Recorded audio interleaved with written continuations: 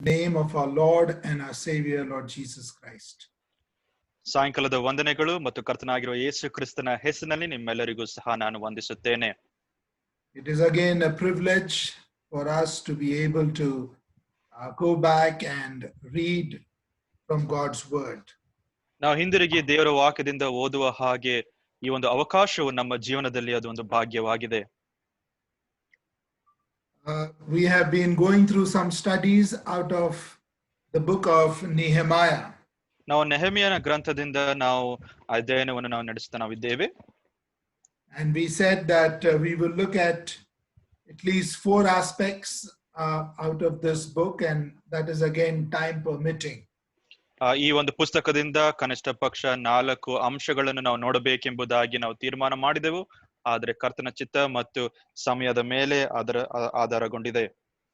The first aspect that we had looked at a couple of weeks back was men that God uses to build the walls and the gates. ಗೋಡೆಗಳನ್ನು ಮತ್ತು ಬಾಗಿಲುಗಳನ್ನು ಕಟ್ಟುವುದಕ್ಕೆ ಉಪಯೋಗಿಸುವ ಜನರ ಕುರಿತಾಗಿ ಕರ್ತನು ಯಾವ ಜನರನ್ನು ಉಪಯೋಗಿಸುತ್ತಾನೆ ಎಂಬುದಾಗಿ ನಾವು ಮೊದಲನೇ ವಾರದಲ್ಲಿ ನಾವು ನೋಡಿದೆವು. And we had looked at the life of Nehemiah and as to how he was one of those that God used to call out for his particular work. ಕರ್ತನು ತನ್ನ ಸೇವೆಗೋಸ್ಕರ ತನ್ನ ಕಾರ್ಯಗೋಸ್ಕರ ನೆಹೆಮೀಯನನ್ನು ಯಾವ ರೀತಿಯಾಗಿ ಆತನು ಕರೆದನು ಎಂಬುದಾಗಿಯೂ ಸಹ ನಾವಾಗಿದ್ದೇವೆ. Secondly, we looked last time at the motives or the reasons why we need to build the walls. ಗೋಡೆಗಳನ್ನು ನಾವು ಯಾವ ಕಾರಣಗಳಿಗೋಸ್ಕರ ಯಾವ ಉದ್ದೇಶಗಳಿಗೋಸ್ಕರ ಕಟ್ಟಬೇಕೆಂಬುದಾಗಿ ಕಳೆದ ವಾರ ನಾವು ನೋಡಿದ್ದೇವೆ. Now, of course, I'm using the word walls in a generic term. It means gates as well as the different towers that were built as part of this work. ನಾವು ಗೋಡೆಗಳು ಎಂಬುದಾಗಿ ನಾವು ಸಾಮಾನ್ಯವಾದ ಒಂದು ಪದಪ್ರಯೋಗವನ್ನು ನಾವು ಮಾಡೋಣವಾಗಿದ್ದೇವೆ. ಆದ್ರೆ ಗೋಡೆ ಎಂಬುದಾಗಿ ಹೇಳುವಾಗ ನಾವು ಗೋಡೆಗಳ ಜೊತೆಯಲ್ಲಿಯೂ ಸಹ ಬಾಗಿಲುಗಳ ಕುರಿತಾಗಿ ಮತ್ತು ಗೋಪುರದ ಕುರಿತಾಗಿಯೂ ಸಹ ನಾವು ನೋಡೋಣವಾಗಿದ್ದೇವೆ. And today it's my desire that we look at the different gates that were built as part of this work. ಈ ಒಂದು ಕೆಲಸದ ಒಂದು ನಿಮಿತ್ತವಾಗಿ ಕಟ್ಟಲ್ಪಟ್ಟ ಬಾಗಿಲುಗಳ ಕುರಿತಾಗಿ ಈ ದಿನ ನಾನು ಆಲೋಚನೆ ಮಾಡಲಿಕ್ಕೆ ನಾನಿದ್ದೇನೆ. Now, for our reading and meditation this evening, we will turn to chapter 3 again of Nehemiah. ನಮ್ಮ ಒಂದು ಓದುವಿಕೆಗೋಸ್ಕರ ಮತ್ತು ಅಧ್ಯಯನಕ್ಕೋಸ್ಕರ ನಾವು ನೆಹೆಮೀಯನ ಗ್ರಂಥ 3ನೇ ಅಧ್ಯಾಯಕ್ಕೆ ನಮ್ಮ ಸತ್ಯವೇದಗಳನ್ನು ನಾವು ತಿರುಗಿಸೋಣ. And I will request that we read the first 3 verses of Nehemiah chapter number 3. ನಾವು ನೆಹೆಮೀಯನ ಗ್ರಂಥದ 3ನೇ ಅಧ್ಯಾಯದ ಮೊದಲು 3ನೇ ವಚನಗಳನ್ನು ನಾವು ಓದುವವರಾಗಿರೋಣ. Nehemiah chapter number 3 and verse number 1. Then Eliashib the high priest rose up and his brethren the priests, and they builded the sheep gate.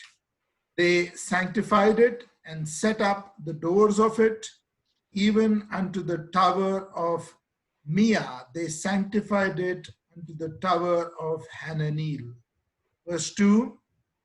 And next unto him builded the men of Jericho, and next to them builded Zakur the son of Imri, and the fish gate did the sons of Hasinah build, who also laid the beams thereof, and set up the doors thereof, the locks thereof, the bars thereof. ನೆಹೆಮೀಯನ ಗ್ರಂಥ 3ನೇ ಅಧ್ಯಾಯ 1, 2 ಮತ್ತು 3ನೇ ವಚನವನ್ನು ಓದಿಕೊಳ್ಳೋಣ. ಆಗ ಮಹಾಯಾಜಕನಾದ ಎಲ್ಯಾಷೀಬನು ಅವನ ಕುಟುಂಬದ ಯಾಜಕರು ಕುರಿ ಬಾಗಿಲನ್ನು ಕಟ್ಟಿ ಅದನ್ನು ಪ್ರತಿಷ್ಠಿಸಿ ಅದಕ್ಕೆ ಕದಗಳನ್ನು ಇಟ್ಟರು. ಅಲ್ಲಿಂದ ಹಮ್ಮೆಯ ಬುರುಜಿನವರೆಗೆ ಗೋಡೆ ಕಟ್ಟಿ ಅದನ್ನು ಪ್ರತಿಷ್ಠಿಸಿದರು. ಅಲ್ಲಿಂದ ಹನಾನೇಲ್ ಬುರುಜಿನವರೆಗೂ ಕಟ್ಟಿದರು. 2ನೇ ವಚನ. ಅಲ್ಲಿಂದ ಆಚೆಗೆ ಕಟ್ಟುತ್ತಿದ್ದವರು ಯೆರಿಕೋವಿನವರು, ಆಚೆಗೆ ಇಮ್ರಿಯ ಮಗನಾದ ಜಕ್ಕೂರನು. 3ನೇ ವಚನ. ಮೀನು ಬಾಗಿಲನ್ನು ಕಟ್ಟಿದವರು ಹಸ್ಸೇಯನ ಮನೆಯವರು. ಇವರು ಅದರ ಮೇಲೆ ತೊಲೆಗಳನ್ನಿಟ್ಟು ಅದಕ್ಕೆ ಕದ ತಿರುಗಣಿ ಅಗುಳಿಗಳನ್ನು ಹಚ್ಚಿದರು. May our good Lord add his rich blessings on what this evening. ನಾವೀಗ ತಾನೇ ಓದಿದ ವಾಕ್ಯ ಭಾಗಕ್ಕೆ ನಮ್ಮ ಒಳ್ಳೆಯ ಕರ್ತನು ತಾನೇ ಆತನು ತನ್ನ ಆಶೀರ್ವಾದವನ್ನು ಸೇರಿಸಲಿ. Now, if you have just seen, we have read about two gates that were there in the city of Jerusalem. In verse 1, we have seen that there is the sheep gate, and then in verse 3, we read of the fish gate. ನಾವಿಲ್ಲಿ ಯೆರೂಸಲೇಮ್ ಪಟ್ಟಣದಲ್ಲಿ ಇದ್ದ ಎರಡು ಬಾಗಿಲ ಕುರಿತಾಗಿ ನಾವು ನೋಡೋಣವಾಗಿದ್ದೇವೆ. ಮೊದಲನೇ ವಚನದಲ್ಲಿ ನಾವು ಕುರಿ ಬಾಗಿಲಿನ ಕುರಿತಾಗಿ ನಾವು ಓದುತ್ತೇವೆ. ಮೂರನೇ ವಚನದಲ್ಲಿ ನಾವು ಮೀನು ಬಾಗಿಲಿನ ಕುರಿತಾಗಿ ನಾವು ಓದುತ್ತೇವೆ. Now, if you do have a map or sketches behind in your Bible, you must take a moment and look at these gates during the time of Nehemiah. ನೆಹೆಮೀಯನ ಕಾಲದಲ್ಲಿ ಇದ್ದ ಬಾಗಿಲುಗಳ ಕುರಿತಾಗಿ ನೋಡಬೇಕಾದ್ರೆ ನಿಮ್ಮ ಸತ್ಯವೇದದ ಕಡೆಯ ಕೆಲವು ಪುಟಗಳಲ್ಲಿ ಒಂದು ನಕ್ಷೆ ಇರುವುದಾದರೆ, ಮ್ಯಾಪ್ಗಳಿರುವುದಾದ್ರೆ ಅದನ್ನು ನೀವು ನೋಡಬಹುದು. Now, I am just trying to show something. I don't know whether this will be visible or not, but let me tell you that it starts from here and goes in an anti-clockwise direction. That we are talking about in chapter 3. ನಾವು ಮೂರನೇ ಅಧ್ಯಾಯದಲ್ಲಿ ನಾವು ಓದುತ್ತಾ ಇರುವ ಬಾಗಿಲುಗಳ ಕುರಿತಾಗಿ ನಾವು ನೋಡುವುದಾದ್ರೆ, ಸೋದರು ಈಗ ತಾನೇ ಅದನ್ನು ಅವರು ತೋರಿಸಿದರು. ಅದನ್ನು ನಾವು ನೋಡುವುದಾದ್ರೆ ಅಲ್ಲಿ ಆ ಒಂದು ಎಲ್ಲಾ ರೀತಿಯಾದ ಒಂದು ಬಾಗಿಲುಗಳು ಅದೆಲ್ಲವೂ ಸಹ ಆಂಟಿ ಕ್ಲಾಕ್ ವೈಸ್ ಆ ಒಂದು ರೀತಿಯಲ್ಲಿ ನಾವು ನೋಡೋಣವಾಗಿದ್ದೇವೆ. Now, what I'm going to do is first give you the references for all these 12 gates, and if time permits, we will look at about 5 or 6 of them this evening. ನಾವು ಈ ಒಂದು ಬಾಗಿಲುಗಳ ಕುರಿತಾಗಿ ಇರುವ ವಚನ ಭಾಗಗಳನ್ನು ನಾವು ನೋಡೋಣವಾಗಿರೋಣ. 12 ಬಾಗಿಲುಗಳ ಕುರಿತಾಗಿ ನಾವು ನೋಡೋಣ, ಮತ್ತು ಕರ್ತನು ಸಮಯವನ್ನು ಕೊಡುವ ಹಾಗೆ ನಾವು ಸುಮಾರು 5-6 ಬಾಗಿಲುಗಳ ಕುರಿತಾಗಿ ನಾವು ನೋಡೋಣವಾಗಿರೋಣ. So you can note these down if you are taking notes. This might be helpful. The references to the 12 gates. ಈ 12 ಬಾಗಿಲುಗಳ ಕುರಿತಾಗಿ ಇರುವ ವಾಕ್ಯ ಭಾಗಗಳನ್ನು ನೀವು ಗುರುತು ಮಾಡಿಕೊಳ್ಳುವುದಾದರೆ ಬರೆದುಕೊಳ್ಳುವುದಾದ್ರೆ ದಯಮಾಡಿ ಇದನ್ನು ಗುರುತು ಮಾಡಿಕೊಳ್ಳ್ರಿ. Okay, number 1, sheep gate, chapter 3 verse 1. ಮೊದಲನೇದಾಗಿರುವ ಒಂದು ಬಾಗಿಲು ಕುರಿ ಬಾಗಿಲು, ಅದು 3ನೇ ಅಧ್ಯಾಯ 1ನೇ ವಚನ. Number 2, fish gate, chapter 3 verse 3. ಎರಡನೇದಾಗಿ 3ನೇ ಅಧ್ಯಾಯ 3ನೇ ವಚನ ಮೀನು ಬಾಗಿಲು. Number 3, old gate, chapter 3 verse 6. ನಾವು 3ನೇ ಅಧ್ಯಾಯ 6ನೇ ವಚನದಲ್ಲಿ ನಾವು ಹಳೆಯ ಬಾಗಿಲ ಕುರಿತಾಗಿ ನಾವು ನೋಡುತ್ತೇವೆ. Number 4, valley gate. 4ನೇದಾಗಿ brother valley gate, chapter 3 verse 13. ನಾವು 3ನೇ ಅಧ್ಯಾಯದ 13ನೇ ವಚನದಲ್ಲಿ ತಗ್ಗಿನ ಬಾಗಿಲ ಕುರಿತಾಗಿ ನಾವು ಓದುತ್ತೇವೆ. Number 5, 5ನೇದಾಗಿ dung gate, chapter 3 verse 14. 3ನೇ ಅಧ್ಯಾಯ 14ನೇ ವಚನ ತಿಪ್ಪೆ ಬಾಗಿಲೆಂಬುದಾಗಿ ನಾವು ನೋಡುತ್ತೇವೆ. Number 6, 6ನೇದಾಗಿ fountain gate, chapter 3 verse 15. 3ನೇ ಅಧ್ಯಾಯ 15ನೇ ವಚನ ಬುಗ್ಗೆ ಬಾಗಿಲು. Number 7, water gate, chapter 3 verse 26. 3ನೇ ಅಧ್ಯಾಯ 26ನೇ ವಚನದಲ್ಲಿ ನೀರು ಬಾಗಿಲಿನ ಕುರಿತಾಗಿ ನಾವು ನೋಡುತ್ತೇವೆ. Then number 8, horse gate, chapter 3 verse 28. 3ನೇ ಅಧ್ಯಾಯ 28ನೇ ವಚನದಲ್ಲಿ ಕುದುರೆ ಬಾಗಿಲಿನ ಕುರಿತಾಗಿ ನಾವು ನೋಡುತ್ತೇವೆ. Number 9, east gate, chapter 3 verse 29. 3ನೇ ಅಧ್ಯಾಯ 29ನೇ ವಚನದಲ್ಲಿ ಪೂರ್ವ ದಿಕ್ಕಿನ ದ್ವಾರ ಎಂಬುದಾಗಿ ನಾವು ನೋಡುತ್ತೇವೆ. Number 10, 10ನೇದಾಗಿ chapter 3 and verse 31, it is written as Mibcad gate. ನಾವು 3ನೇ ಅಧ್ಯಾಯದ 31ನೇ ವಚನದಲ್ಲಿ ನಾವು ನೋಡುವ ಒಂದು ಹೆಸರು ಅದು ಈ ಒಂದು ದಂಡು ಕೂಡುವ ಬಾಗಿಲು ಎಂಬುದಾಗಿ ನಾವು ನೋಡುತ್ತೇವೆ. Yes, in many translations, it is also called the gate of inspection, the gate of inspection. ನಾವು ವಿಚಾರ ಮಾಡುವ ಒಂದು ಬಾಗಿಲು ಎಂಬುದಾಗಿ ಬೇರೆ ಭಾಷಾಂತರಗಳಲ್ಲಿ ನಾವು ನೋಡುವವರಾಗಿದ್ದೇವೆ. Now we have seen 10 gates. ನಾವು 10 ಬಾಗಿಲುಗಳ ಕುರಿತಾಗಿ ನಾವು ನೋಡಿದ್ದೇವೆ. Now if you turn to Nehemiah chapter number 12, ನಾವು ನೆಹೆಮೀಯನ ಗ್ರಂಥ 12ನೇ ಅಧ್ಯಾಯಕ್ಕೆ ನಾವು ತಿರುಗಿಸುವುದಾದರೆ and verse number 39, 39ನೇ ವಚನ, chapter 12 and verse 39, 12ನೇ ಅಧ್ಯಾಯ 39ನೇ ವಚನ. in this verse we read of 2 more gates. ಅಲ್ಲಿ ಇನ್ನೂ 2 ಬಾಗಿಲುಗಳ ಕುರಿತಾಗಿ ನಾವು ಓದುತ್ತೇವೆ. Verse 39 says, and from above the gate of Ephraim, gate of Ephraim. ಇಫ್ರಾಯಂ ಬಾಗಿಲು ಎಂಬುದಾಗಿ ನಾವು ನೋಡುತ್ತೇವೆ. 39ನೇ ವಚನ. And as you go and read that entire verse, right towards the end, we read, and they stood still in the prison gate, prison gate. ನಂತರವಾಗಿ ನಾವು ಇದೇ ಒಂದು ವಚನವನ್ನು ನಾವು ನೋಡುವುದಾದ್ರೆ ಯಶಾನ ಬಾಗಿಲು ಎಂಬುದಾಗಿಯೂ ಸಹ ನಾವು ನೋಡೋಣವಾಗಿದ್ದೇವೆ. It is jail khana, prison gate, prison gate. Is it there, brother, in your Bible, like that?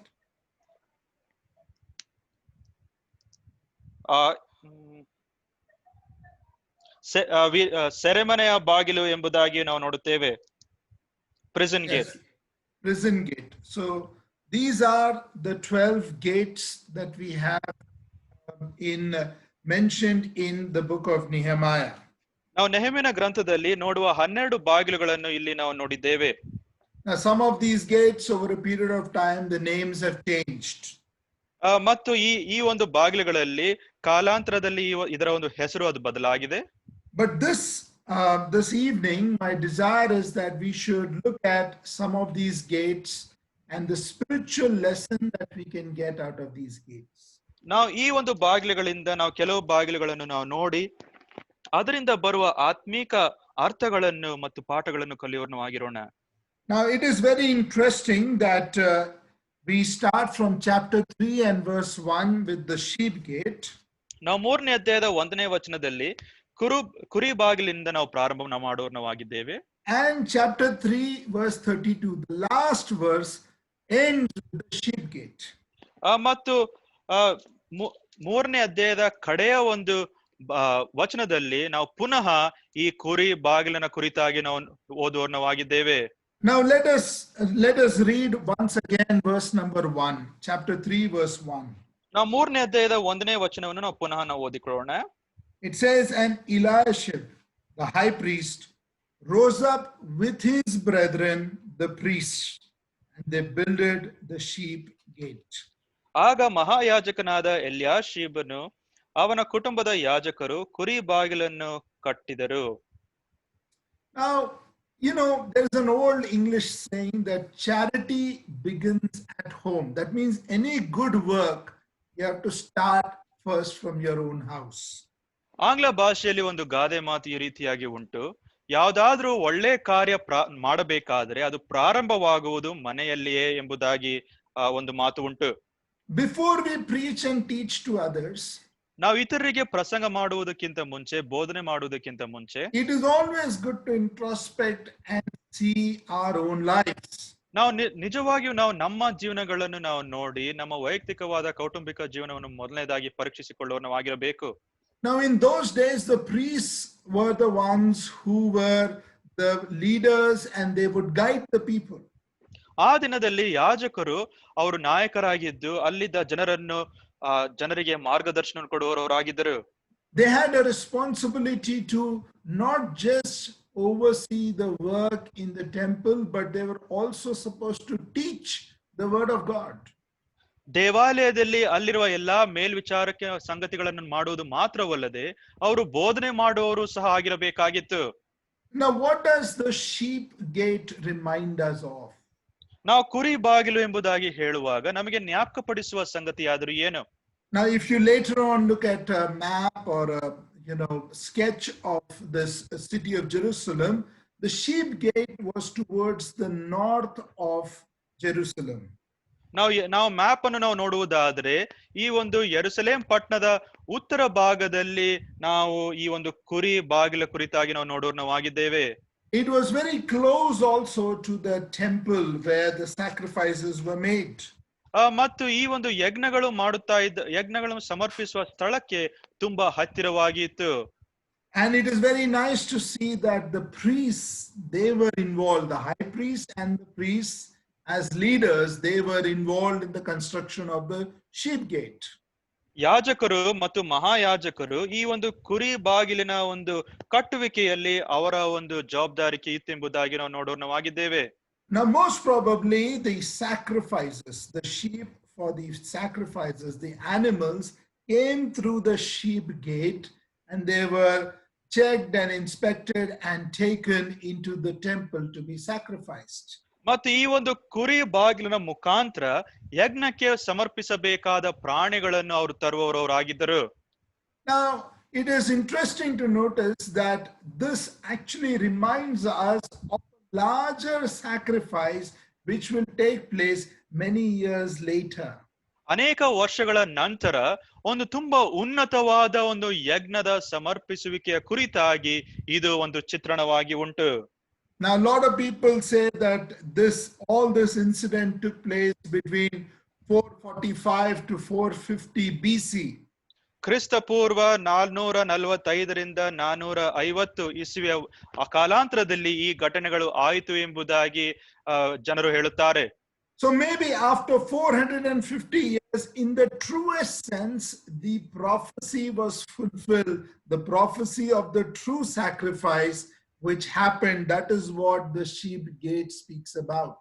ಈ ಕುರಿ ಬಾಗಿಲು ಎಂಬುದಾಗಿ ಹೇಳುವಾಗ 450 ವರ್ಷಗಳ ಆದ ನಂತರ ಸಂಪೂರ್ಣನಾದ ಯಜ್ಞದ ಸಮರ್ಪಿಸುವಿಕೆ ಅದು ಸರಿಯಾಗಿ ಅಕ್ಷರಸವಾಗಿ ನೆರವೇರುವ ಸಂಗತಿಯನ್ನು ಈ ಕುರಿ ಬಾಗಿಲು ನಮಗೆ ತಿಳಿಸುವುದಾಗಿದೆ. Do you remember what happened one day at the banks of the river Jordan? John the Baptist saw the Lord Jesus Christ coming and he said, "Behold the Lamb of God, which taketh away the sin of the world." ಸ್ನಾನಿಕನಾದ ಯೋಹಾನನು ಆತನು ಯೋರ್ದಾನ್ ನದಿಯ ತೀರದಲ್ಲಿ ಆತನು ನಿಂತುಕೊಂಡು ಆತನು ಕರ್ತನಾಗಿರುವ ಯೇಸು ಕ್ರಿಸ್ತನನ್ನು ಕಂಡು ಆತನು ಹೇಳಿದ ಸಂಗತಿ ಏನಂದ್ರೆ, ಈಗೋ ಲೋಕದ ರಕ್ಷಕನು, ಆತನು ಯಜ್ಞದ ಕುರಿಮರಿ, ಲೋಕದ ಎಲ್ಲಾ ಪಾಪವನ್ನು ನಿವಾರಣೆ ಮಾಡುವವನು ಎಂಬುದಾಗಿ ಆತನು ತಿಳಿಸಿದನು. I always like to make this a point. I don't know again this evening, is there anyone in our homes, any of our children, any of our friends who have not yet accepted Jesus Christ as their Savior? ನಮ್ಮ ಮಧ್ಯದಲ್ಲಾಗಲಿ ಅಥವಾ ನಮ್ಮ ಕುಟುಂಬದವರಾಗಲಿ ಸ್ನೇಹಿತರಾಗಲಿ ಇನ್ನೂ ಸಹ ಕರ್ತನಾಗಿರುವ ಯೇಸು ಕ್ರಿಸ್ತನನ್ನು ಸ್ವಂತ ರಕ್ಷಕನಾಗಿ ಅಂಗೀಕಾರ ಮಾಡದೇ ಇರುವ ಪ್ರಿಯರಿದ್ದಾರೋ ಎಂಬುದಾಗಿ ನನಗೆ ತಿಳಿದಿಲ್ಲ. Now, as we stand at the sheep gate north of Jerusalem and look at this, may it remind us of our true Lord Jesus Christ, the Lamb of God who was slain for us as the true sacrifice.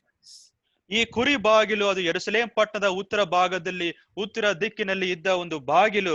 ನಮ್ಮ ಕರ್ತನಾಗಿರುವ ಯೇಸು ಕ್ರಿಸ್ತನು ನಮಗೋಸ್ಕರ ಶಿಲುಬೆಯ ಕಂಬದ ಮೇಲೆ ಆತನು ಯಜ್ಞವಾಗಿ ತನ್ನನ್ನೇ ಆತನು ಸಮರ್ಪಿಸಿದನು. ಈ ಒಂದು ದೃಶ್ಯವನ್ನು ನಾವು ಈ ಕುರಿ ಬಾಗಿಲಿನ ಒಂದು ಹೊಸನಲ್ಲಿ ನಿಂತು ನಾವು ಜ್ಞಾಪಕಪಡಿಸಿಕೊಳ್ಳುವವರಾಗಿದ್ದೇವೆ. Now, one more thing I want to bring out in the construction of this particular gate.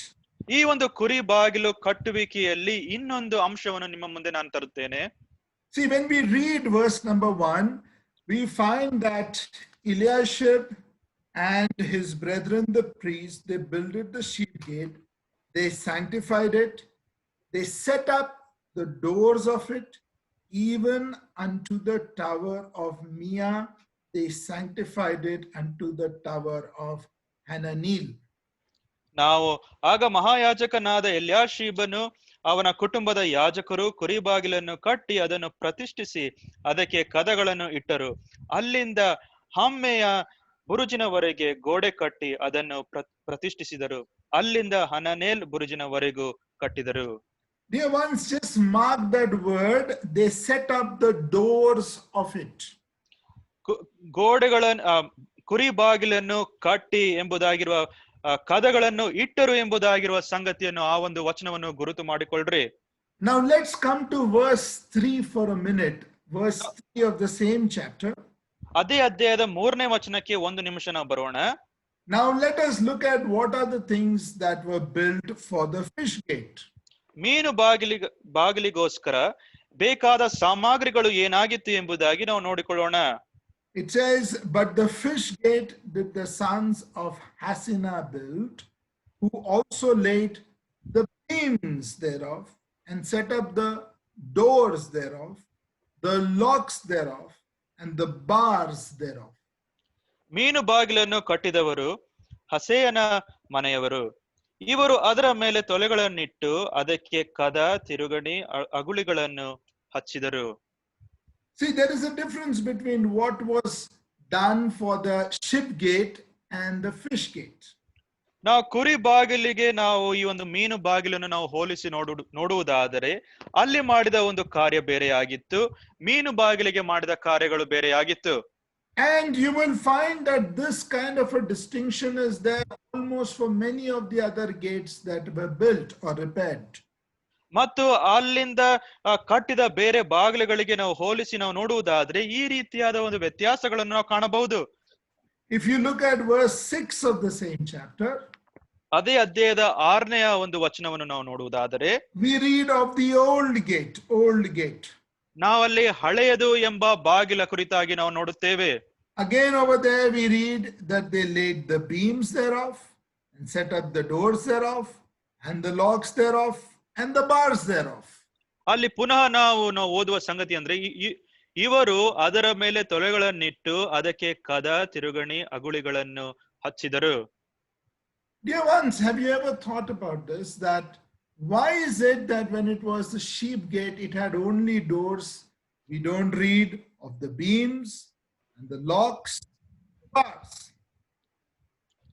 ನಾವು ಮೀನು ಬಾಗಿಲಿನಲ್ಲಿ ಮತ್ತು ಹಳೆಯದು ಎಂಬ ಬಾಗಿಲನ್ನು ನಾವು ನೋಡುವಾಗ ಅದರಲ್ಲಿ ತೊಳೆಗಳನ್ನಿಟ್ಟು ಅದಕ್ಕೆ ಕದ, ತಿರುಗಣಿ, ಅಗುಳಿಗಳನ್ನು ಹಚ್ಚಿದರು ಎಂಬುದಾಗಿ ನಾವು ನೋಡುವವಾಗಿದ್ದೇವೆ. ಆದರೆ ಕುರಿ ಬಾಗಿಲನ್ನು ಕುರಿತಾಗಿ ನಾವು ನೋಡುವಾಗ ತೊಲೆಗಳ ಕುರಿತಾಗಿ ಮತ್ತು ತಿರುಗಣಿಯ ಕುರಿತಾಗಿ, ಅಗುಳಿಗಳ ಕುರಿತಾಗಿ ನಾವು ನೋಡುವುದಿಲ್ಲ. ಕಾರಣ ಏನು? Now when you read carefully the scriptures, you will find that there was a problem when the sheep gate was being built. ನಾವು ಕುರಿ ಬಾಗಿಲ ಕುರಿತಾಗಿ ಅದರ ಒಂದು ಕಟ್ಟುವಿಕೆಯ ಒಂದು ಸಂದರ್ಭದಲ್ಲಿ ಒಂದು ಸಮಸ್ಯೆ ಇತ್ತು ಎಂಬುದಾಗಿ ನಾವು ನೋಡುತ್ತೇವೆ. You know, they say that when the Great Wall of China was built, ಈ ಒಂದು ಚೀನಾ ದೇಶದ ಮಹಾ ಗೋಡೆ ಅದರ ಒಂದು ಕಟ್ಟುವಿಕೆಯ ಒಂದು ಸಂದರ್ಭದಲ್ಲಿ ಈ ರೀತಿಯಾಗಿ ನಡೆಯಿತು ಎಂಬುದಾಗಿ ಜನರು ತಿಳಿಸ್ತಾರೆ. You know, the Great Wall of China was about 21,000 kilometers long. ಇದರ ಒಂದು ಉದ್ದ ಅದು 21,000 ಕಿಲೋಮೀಟರ್ಗಳು. That's the official length. ಇದು ಅದರ ಒಂದು ಉದ್ದವಾಗಿದೆ. But in the Ming dynasty it was only 8,800 kilometers. ಆದ್ರೆ ಆ ಒಂದು ಮಿಂಗ್ ಅವರ ಒಂದು ಸಾಮ್ರಾಜ್ಯದಲ್ಲಿ ಇದು ಸುಮಾರು 8,800 ಕಿಲೋಮೀಟರ್ಗಳಾಗಿತ್ತು. It is 2,300 years old. ಅದು 2,300 ವರ್ಷಗಳ ಒಂದು ಇತಿಹಾಸ ಒಂದು ಗೋಡೆಗೆ ಉಂಟು. The average height is 25 feet. ಅದರ ಒಂದು ಸರಾಸರಿಯ ಒಂದು ಎತ್ತರ 25 ಅಡಿಗಳು. And the highest height is 50 feet. ಮತ್ತು ತುಂಬಾ ಉನ್ನತವಾದ ಎತ್ತರ ಎಂಬುದಾಗಿ ನಾವು ನೋಡುವುದಾದ್ರೆ ಅದು 50 ಅಡಿ ಎತ್ತರ. Now listen to me carefully. Three times enemy was able to breach and cross the wall, Great Wall of China. ನನ್ನನ್ನು ಗಮನವಿಟ್ಟು ನೀವು ಕೇಳ್ರಿ, 3 ಬಾರಿ ಈ ಒಂದು ಚೀನಾ ದೇಶದ ಮಹಾಗೋಡೆಯಾಗಿದ್ದ ಒಂದು ಗೋಡೆಯನ್ನು ವೈರಿಗಳು 3 ಬಾರಿ ಅವರು ದಾಟಿದರು. Now interesting that all the 3 times it was not because of a breach in the wall, but it was because of bribing the people who were on the wall. ಈ ಎಲ್ಲಾ 3 ಒಂದು ಸ್ಥಿತಿಗತಿಗಳಲ್ಲಿ ವೈರಿಗಳು ಆ ಒಂದು ಗೋಡೆಯ ಮೇಲೆ ಜಯವನ್ನು ಗಳಿಸುವುದಕ್ಕೆ ಈ ಒಂದು ಗೋಡೆಯಲ್ಲಿ ಇದ್ದ ಒಂದು ಬಿರುಕಿನ ಒಂದು ಕಾಣದ ದೆಸೆಯಿಂದ ಅಲ್ಲ, ಆದರೆ ಆ ಒಂದು ಗೋಡೆಯ ಮೇಲೆ ಕಾವಲಾಗಿ ಇದ್ದ ಜನರಿಗೆ ಅವರು ಲಂಚವನ್ನು ಕೊಟ್ಟು ಅವರು ಅಲ್ಲಿ ಆ ಒಂದು ಗೋಡೆಯನ್ನು ಅವರು ದಾಟಿದರು. I hope you are getting that. ಈ ಒಂದು ಮಾತು ನಿಮಗೆ ಅರ್ಥ ಆಗ್ತಾ ಇದೆಯೋ ಎಂಬುದಾಗಿ ನಾನು ಬಯಸುತ್ತೇನೆ. There was no breach in the wall. ಆ ಒಂದು ಗೋಡೆಯಲ್ಲಿ ಯಾವುದೇ ಒಂದು ಕೊರತೆ ಆಗಲಿ ಯಾವುದೇ ಒಂದು ಬಿರುಕು ಇರಲಿಲ್ಲ. It was a nice big protecting wall. ಇದು ತುಂಬಾ ದೊಡ್ಡದಾದ ಒಂದು ಗೋಡೆಯಾಗಿತ್ತು, ತುಂಬಾ ಭದ್ರತೆಯುಳ್ಳ ಒಂದು ಗೋಡೆಯಾಗಿತ್ತು. 3 times they bribed the soldiers who were on the wall. 3 ಬಾರಿ ಆ ಒಂದು ಗೋಡೆಗಳ ಮೇಲೆ ಇದ್ದ ಸೈನಿಕರಿಗೆ ಅವರು ಲಂಚವನ್ನು ಕೊಟ್ಟರು. Now please come and see in chapter 3 verse 1 the person who is building the sheep gate. ನಾವು 3ನೇ ಅಧ್ಯಾಯದ 1ನೇ ವಚನದಲ್ಲಿ ಕುರಿ ಬಾಗಿಲನ್ನು ಕಟ್ಟುತ್ತಿರುವವರು ಯಾರು ಎಂಬುದಾಗಿ ನಾವು ನೋಡಿಕೊಳ್ಳೋಣ.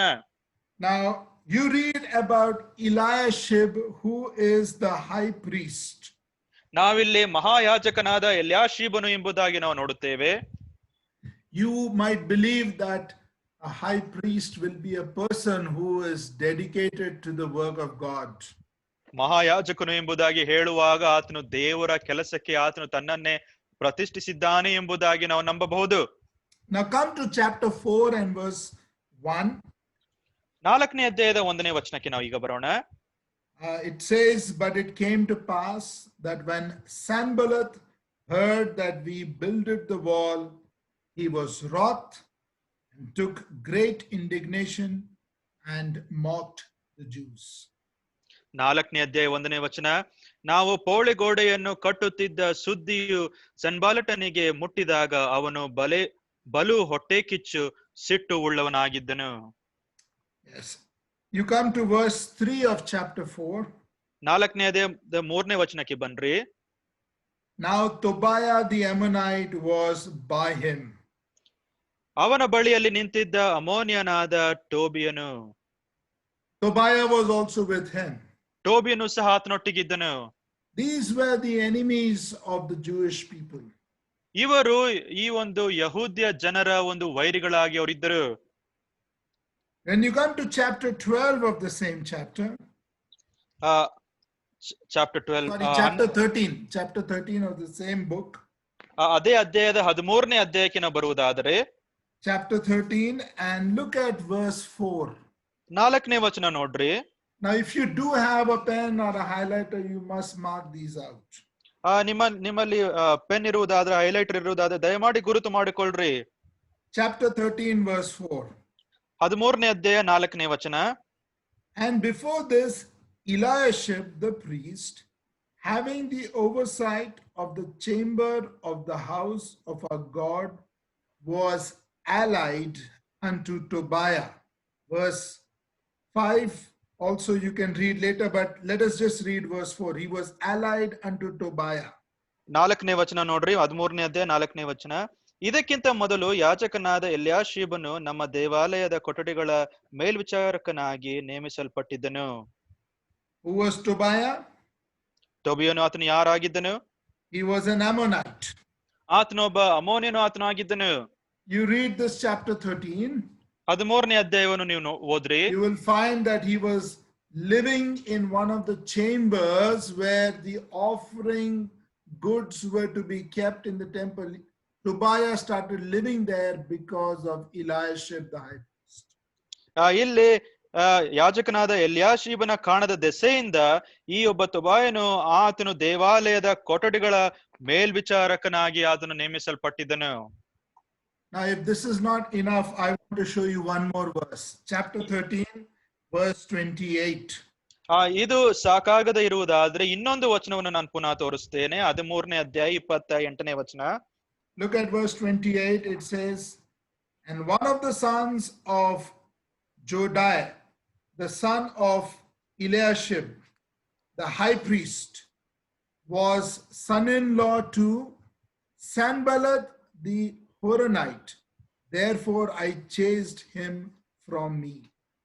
13ನೇ ಅಧ್ಯಾಯ 28ನೇ ವಚನ. ಮಹಾಯಾಜಕ ಎಲಿಯಾಷೀಬನ ಮಗನಾದ ಯೋಯಾದನ ಮಕ್ಕಳಲ್ಲೊಬ್ಬನು ಹರೋನ್ಯನಾದ ಸನ್ಬಾಲಟನಿಗೆ ಅಳಿಯನಾದದರಿಂದ ಅವನನ್ನು ನನ್ನ ಸನ್ನಿಧಿಯಿಂದ ಓಡಿಸಿಬಿಟ್ಟೆನು. You know what it says? ಅಲ್ಲಿ ಏನ್ ತಿಳಿಸ್ತಾ ಉಂಟು ನಿಮಗೆ ಗೊತ್ತುಂಟಾ? The grandson of Eliashib, ಎಲ್ಯಾಷೀಬನ ಮೊಮ್ಮಗನು, was married to the daughter of Sanballat. ಆತನು ಸನ್ಬಾಲಟಿನ ಮಗಳನ್ನು ಆತನು ಮದುವೆ ಮಾಡಿಕೊಂಡನು. Grandson of the high priest of Israel, married to the enemy Sanballat's daughter. ಈ ಒಂದು ಯೆರೂಸಲೇಮ್ ಆ ಒಂದು ಮಹಾಯಾಜಕನ ಮೊಮ್ಮಗನು ಆತನು ಸನ್ಬಾಲಟನ ಅಳಿಯನಾಗಿ ಆತನು ಇದ್ದನು, ಮಗಳನ್ನು ಆತನು ಮದುವೆ ಮಾಡಿಕೊಂಡನು. Dear ones, this is my belief that because Eliashib was building the sheep gate, he only built the doors. ಈ ಒಂದು ಕಾಣದ ದೇಶದಿಂದ ನನ್ನ ಒಂದು ಅರ್ಥೈಸುವಿಕೆ ಇದುವೇ ಆಗಿದೆ. ಆ ಮಹಾಯಾಜಕನಾದ ಎಲ್ಯಾಷೀಬನು ಆತನು ಬಾಗಿಲುಗಳನ್ನು ಮಾತ್ರ ಆತನು ಕಟ್ಟಿದನು. Dear ones, let us be careful about the people that we have in our assembly and the company we keep. ನಾವು ನಮ್ಮ ಒಂದು ಜನರೊಟ್ಟಿಗೆ ನಮ್ಮ ಒಂದು ಸಭೆಗಳಲ್ಲಿ ಇರುವ ವಿಶ್ವಾಸಿಗಳ ಕುರಿತಾಗಿ ಜನರ ಕುರಿತಾಗಿ ನಾವು ತುಂಬಾ ಜಾಗರೂಕತೆಯಿಂದ ನಾವಿರಬೇಕು. Especially the doctrines they hold on to. ವಿಶೇಷವಾಗಿ ಅವರು ಯಾವ ಒಂದು ಬೋಧನೆಯನ್ನು ಬಿಗಿಯಾಗಿ ಹಿಡಿದುಕೊಳ್ಳುತ್ತಾರೋ ಅದರ ಕುರಿತಾಗಿ. You remember that Paul in Acts chapter 20 and verse 29, he warns the Ephesian elders and he says that grievous wolves will enter in among you, not sparing the flock. ಅಪೊಸ್ತಲರ ಕೃತ್ಯಗಳಲ್ಲಿ 20ನೇ ಅಧ್ಯಾಯದ 29ನೇ ವಚನದಲ್ಲಿ ಈ ರೀತಿಯಾಗಿ ನಾವು ನೋಡುವವಾಗಿದ್ದೇವೆ. ನಾನು ಹೋದ ಮೇಲೆ ಕ್ರೂರವಾದ ತೋಳಗಳು ನಿಮ್ಮೊಳಗೆ ಬರುವವೆಂದು ನಾನು ಬಲ್ಲೆನು, ಅವು ಹಿಂಡನ್ನು ಕನಿಕರಿಸುವುದಿಲ್ಲ. Then he goes on to say, and of your own selves shall men arise, speaking perverse things to draw away disciples after them. Verse 30. 30ನೇ ವಚನದಲ್ಲಿ, ಇದಲ್ಲದೆ ನಿಮ್ಮಲ್ಲಿಯೂ ಕೆಲವರು ಎದ್ದು ವ್ಯತ್ಯಾಸ ಬೋಧನೆಗಳನ್ನು ಮಾಡಿ ಯೇಸುವಿನ ಶಿಷ್ಯರನ್ನು ತಮ್ಮ ಹಿಂದೆ ಎಳೆಕೊಳ್ಳುವರು. Now, I don't have the time to talk about this in detail, but is there not a saying in English that blood is thicker than water? ನಾವು ಇದರ ಕುರಿತಾಗಿ ಹೆಚ್ಚು ವಿವರಿಸುವುದಕ್ಕೆ ನನಗೆ ಸಮಯವಿಲ್ಲ, ಆದ್ರೆ ಆಂಗ್ಲ ಭಾಷೆಯಲ್ಲಿ ಈ ರೀತಿಯಾದ ಒಂದು ಹೇಳುವಿಕೆ ಉಂಟು, ರಕ್ತವು ನೀರಿಗಿಂತಲೂ ಸಹ ಅದು ತುಂಬಾ ಗಟ್ಟಿಯಾಗಿ ಉಂಟು ಎಂಬುದಾಗಿ ಒಂದು ಹೇಳುವಿಕೆ ಉಂಟು. You know, when there is a problem in the assembly, ಸಭೆಯಲ್ಲಿ ಒಂದು ಸಮಸ್ಯೆ ಇರುವಾಗ, somebody has done something wrong, ಯಾರಾದ್ರೂ ಒಂದು ತಪ್ಪು ಮಾಡಿದ್ದೇ ಆದ್ರೆ, is it not true that many believers throw away, cast away all biblical principles and come together based on their relationship, their being a cousin or a relative is more important than the doctrines? ಈ ಒಂದು ಯಾರಾದ್ರೂ ಪ್ರಿಯರು ಅವರ ಒಂದು ವ್ಯತ್ಯಾಸವಾದ ಬೋಧನೆಯ ಒಂದು ಕಾಣದ ದೆಸೆಯಿಂದ ಏನಾದ್ರೂ ಇರುವುದಾದ್ರೆ, ಈ ಒಂದು ಸಂದರ್ಭದಲ್ಲಿ ಅವರ ಒಂದು ಲೌಕಿಕವಾದ ಸಂಬಂಧ, ಅವ್ರ ಸಂಬಂಧಿ ಆಗಿರಬಹುದು, ಕಸಿನ್ ಆಗಿರಬಹುದು, ರಕ್ತ ಸಂಬಂಧಿಗಳಾಗಿರಬಹುದು, ಅದು ತುಂಬಾ ಪ್ರಮುಖ ಸ್ಥಾನವನ್ನು ಹೊಂದಿರುವುದಾಗಿರುತ್ತದೆ. ಇದು ನಿಜವಲ್ಲವೇ? Let us take note of this. Eliashib was now related to Sanballat through this marriage of his grandson and Sanballat's daughter. ಎಲ್ಯಾಷೀಬನ ಮೊಮ್ಮಗನು ಆತನು ಸನ್ಬಾಲಟನ ಮಗಳನ್ನು ಆತನು ಮದುವೆ ಮಾಡಿಕೊಂಡನು. ಈ ಒಂದು ಸಂಬಂಧವನ್ನು ನೀವು ಜ್ಞಾಪಕ ಮಾಡಿಕೊಳ್ಳ್ರಿ. Let us come back to Nehemiah chapter number 3. ನಾವು ನೆಹೆಮೀಯನ ಗ್ರಂಥ 3ನೇ ಅಧ್ಯಾಯಕ್ಕೆ ನಾವು ಹಿಂದಿರುಗಿ ನಾವು ಬರೋಣ. I want to talk about the next gate, which is the fish gate, chapter 3 and verse 3. ನಾನು ಮುಂದಿನ ಬಾಗಿಲಿನ ಕುರಿತಾಗಿ ನಾನು ಮಾತನಾಡ್ಲಿಕ್ಕೆ ನಾನು ಇಷ್ಟಪಡುತ್ತೇನೆ. 3ನೇ ಅಧ್ಯಾಯದ 3ನೇ ವಚನ, ಅದು ಮೀನು ಬಾಗಿಲು ಆಗಿದೆ. Now, what does the fish gate remind us of? ಮೀನು ಬಾಗಿಲು ಎಂಬುದಾಗಿ ಹೇಳುವಾಗ ನಮಗೆ ಜ್ಞಾಪಕಪಡಿಸುವ ಸಂಗತಿ ಯಾವುದು ಏನು? Remember, we said that the sheep gate reminds us of that supreme sacrifice of our Lord Jesus Christ. ಈ ಒಂದು ಬಾಗಿಲು ನಮ್ಮ ಕರ್ತನಾಗಿರುವ ಯೇಸು ಕ್ರಿಸ್ತನ ಒಂದು ಉನ್ನತವಾದ ಯಜ್ಞವನ್ನು ಕುರಿ ಬಾಗಿಲು ನಮಗೆ ತೋರಿಸುವುದಾಗಿದೆ. But then the fish gate is the next gate which reminds us of possibly being fishers of men. ಮೀನು ಬಾಗಿಲು ಎಂಬುದಾಗಿ ಹೇಳುವಾಗ ನಾನು ನಿಮ್ಮನ್ನು ಮನುಷ್ಯರನ್ನು ಹಿಡಿಯುವ ಬೆಸ್ತರನ್ನಾಗಿ ಮಾಡುತ್ತೇನೆ ಎಂಬುದಾಗಿರುವ ಹೇಳುವಿಕೆಗೆ ಇದು ಸಂಬಂಧವಾಗಿದೆ. You know, it is commonly believed that from the northern side, again, fish gate was also on the northern side, from the Mediterranean Sea, the fishermen would get fish and they will sit at this gate and sell fish. ಈ ಒಂದು ಮೀನು ಬಾಗಿಲು ಸಹ ಅದು ಉತ್ತರ ಭಾಗದಲ್ಲಿ ಇತ್ತು. ಈ ಒಂದು ಉತ್ತರ ಭಾಗದಲ್ಲಿ ಈ ಒಂದು ಮೆಡಿಟರೇನಿಯನ್ ಸಮುದ್ರ ಅದಿತ್ತು. ಅಲ್ಲಿಂದ ಬೆಸ್ತರು ಅವರು ಮೀನುಗಳನ್ನು ಹಿಡಿದು ಅವರು ಮೀನು ಬಾಗಿಲ ಬಳಿಯಲ್ಲಿ ಕೂತುಕೊಂಡು ಇದರ ಒಂದು ವ್ಯಾಪಾರವನ್ನು ಅವರು ಮಾಡುತ್ತಾ ಇದ್ದರು. And that's where maybe the fish was sold in the city of Jerusalem. ಈ ರೀತಿಯಾಗಿ ಯೆರೂಸಲೇಮ್ ಪಟ್ಟಣದಲ್ಲಿ ಮೀನುಗಳು ಅದು ಮಾರಾಟ ಆಗುತ್ತಾ ಇತ್ತು. But I want to remind us that this reminds us of our responsibility of being fishers of men. ಆದರೆ ಈ ಒಂದು ಮೀನು ಬಾಗಿಲು ನಮಗೆ ಜ್ಞಾಪಕಪಡಿಸುವ ಸಂಗತಿ ಅಂದ್ರೆ ನಾವು ಮನುಷ್ಯರನ್ನು ಹಿಡಿಯುವ ಬೇಸ್ತರ ಆಗಿ ನಾವು ಇರಬೇಕು ಎಂಬುದಾಗಿ ನಮಗೆ ಜ್ಞಾಪಕಪಡಿಸುತ್ತದೆ. You know, the moment a soul is saved, ಒಂದು ಆತ್ಮವು ರಕ್ಷಿಸಲ್ಪಟ್ಟಾಗ it is a very natural tendency that you go out and preach the gospel. ಒಂದು ಸ್ವಾಭಾವಿಕವಾದ ಒಂದು ಅಂಶ ಇದು ಆಗಿದೆ. ಅದು ಏನೆಂದರೆ ಹೊರಗೆ ಹೋಗಿ ಸುವಾರ್ತೆಯನ್ನು ಸಾರುವುದು. I remember as to how, you know, when I got saved, we lived in an apartment complex in Delhi where there were about 450 apartments. ನಾನು ದೆಹಲಿಯಲ್ಲಿ ನಾನು ವಾಸವಾಗಿರುವಾಗ ಸುಮಾರು 450 ಮನೆಗಳಿರುವ ಒಂದು ಅಪಾರ್ಟ್ಮೆಂಟ್ ಕಾಂಪ್ಲೆಕ್ಸ್ ಅಲ್ಲಿ ನಾನು ವಾಸಿಸ್ತಾ ಇದ್ದೆ. In no time, you know, all of our friends figured out that we had become Christians. ಇತ್ತು ಸ್ವಲ್ಪ ಸಮಯದಲ್ಲಿ ಅಲ್ಲಿನ ನನ್ನ ಎಲ್ಲಾ ಸ್ನೇಹಿತರು ನಾವು ಕ್ರೈಸ್ತರಾಗಿದ್ದೇವೆ ಎಂಬುದಾಗಿರುವ ವರ್ತಮಾನ ಅವರಿಗೆ ಸಿಕ್ಕಿತು. You remember that Samaritan woman in John's Gospel chapter 4? ಯೋಹಾನ ಬರೆದ ಸುವಾರ್ತೆ 4ನೇ ಅಧ್ಯಾಯದಲ್ಲಿ ಆ ಸಮಾರ್ಯದ ಸ್ತ್ರೀನ ಕುರಿತಾಗಿ ನಾವು ನೋಡುತ್ತೇವೆ. ನಿಮಗೆ ಜ್ಞಾಪಕ ಇದೆಯಾ? She went back to the town and told them about the fact that the Lord had told her about everything she had done. ಆಕೆ ಏನೇನು ಮಾಡಿದಳು ಎಂಬುದಾಗಿರುವ ಸಂಗತಿ ಅಂದ್ರೆ ಕರ್ತನಾಗಿರುವ ಯೇಸು ಕ್ರಿಸ್ತನು ತಿಳಿಸಿದನು ಎಂಬುದಾಗಿ ಆಕೆ ಪಟ್ಟಣಕ್ಕೆ ಹೋಗಿ ಆಕೆ ಸಾರಿದಳು ಎಂಬುದಾಗಿ ನಾವು ನೋಡುತ್ತೇವೆ. In John's Gospel chapter 4 verse 28 we have such a beautiful verse. ತುಂಬಾ ಸುಂದರವಾದ ಒಂದು ವಚನವನ್ನು ನಾವು ಯೋಹಾನ ಬರೆದ ಸುವಾರ್ತೆ 4ನೇ ಅಧ್ಯಾಯದ 28ನೇ ವಚನದಲ್ಲಿ ನಾವು ನೋಡುತ್ತೇವೆ. The woman then left her water pot and went her way into the city and saith to the men, verse 29, come, see a man which told me all things that ever I did. Is not this the Christ? 4ನೇ ಅಧ್ಯಾಯ 28-29ನೇ ವಚನ.